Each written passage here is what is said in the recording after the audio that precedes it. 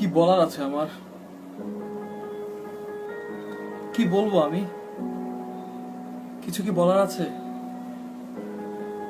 আজকে আমরা যারা 7.5% ভ্যাটের জন্য এত কিছু করছি স্টুডেন্টরা, আজকে প্রত্যেকটা প্রাইভেট ইউনিভার্সিটির ছাত্র ছাত্রীরা যেভাবে কষ্ট করে রোদের মধ্যে বা কখনো যখনই আমরা পসিবল হচ্ছে আমরা মানববন্ধন করছি আপনাদেরকে একটা মেসেজ পৌঁছানোর জন্য যে না, আমরা নিরুপায়, আমাদের উপর ভ্যাট দিন না, আমরা আমরা আমরা আপনাদের ভবিষ্যৎ, আমাদেরকে এভাবে রুখে দিলে আমরা সামনে কিভাবে আগাবো?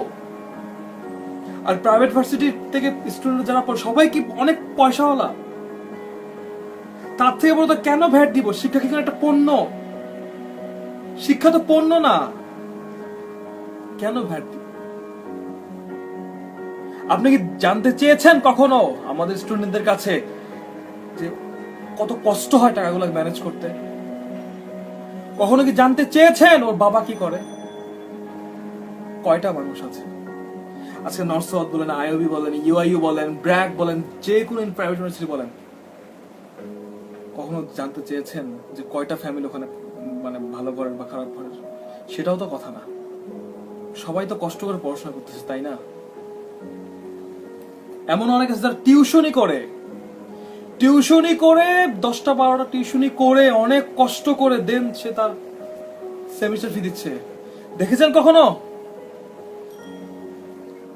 জানেন কখনো কত কষ্ট করে ছেলেপেলে পড়াশোনা করে? আরে আপনারা কি বুঝবেন?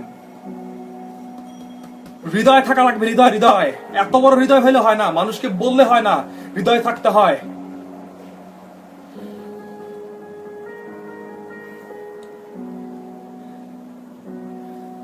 মাননীয় অর্থমন্ত্রী, আপনি আপনি এত শিক্ষিত একটা মানুষ, এগুলো আপনি কি বলেন?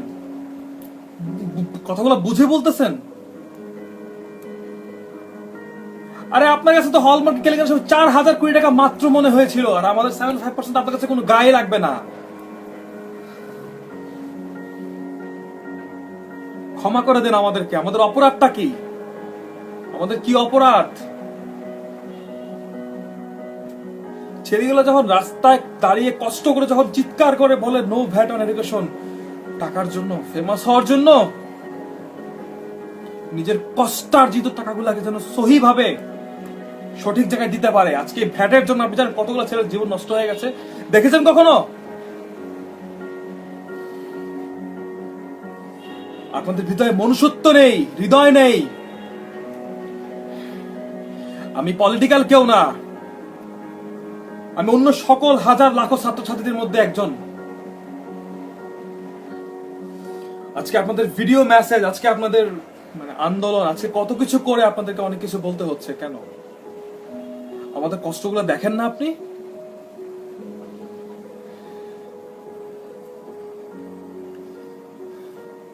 অনেক ছেলে পেলে কাঁদে, হয়তোবা উপরওয়ালার কাছে দোয়া করে, বলে যে আল্লাহ কিছু একটা করো।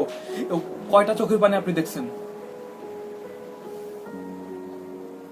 নিজের অবস্থান থেকে নয়, দেখে ভাবুন। উপরে একজন সৃষ্টিকর্তা দেখতেছে, লাখো ছাত্রীর মনের কষ্ট, বদদোয়া নেন না, দোয়া নেন। অনেক কিছু মানুষ থাকবে না, তার ভালো কর্ম থেকে যাবে।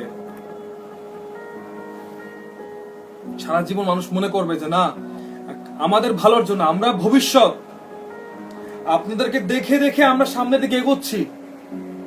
আপনারা যদি নড়বড়ে থাকেন তাহলে আমরা কাকে দেখে শিখবো? মাননীয় প্রধানমন্ত্রী শেখ হাসিনা, আপনি তো দয়ার সাগর, আপনি বুঝতেছেন না? আপনি দেখেন না আমাদের কষ্টগুলা? আপনি বুঝেন না? অনেক ছেলেগুলো তো বলতেও পারে না তার কষ্টটা, কিভাবে বলবো, কার কাছে বলবে? কেউ আছে শোনার এক আল্লাহ ছাড়া? ছোট্ট একটা রিকোয়েস্ট, প্লিজ, অনেক রিকোয়েস্ট আপনার কাছে, যে অনেকেই আমাদের মতো যারা অনেক অনেক কষ্ট করে পড়াশোনা করে, আমাদের উপর এত বড় কষ্ট দিবেন না, এই বোঝাটুকু আমাদেরকে দিবেন না। আপনার উপর অনেক আস্থা, অনেক আশ্বাস, অনেক অনেক আস্থা আপনার উপর। যদি পসিবল হয়, যদি আমাদের অপরাধ থাকে আমাদের ক্ষমা করে দেন, এভাবে শাস্তি দিয়েন না।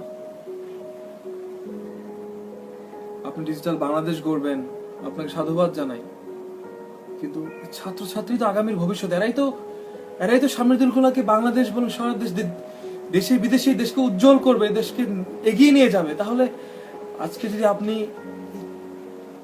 এই একটা ভুলের জন্য যদি ওরা থেমে যায়, এর দায়ভার কার?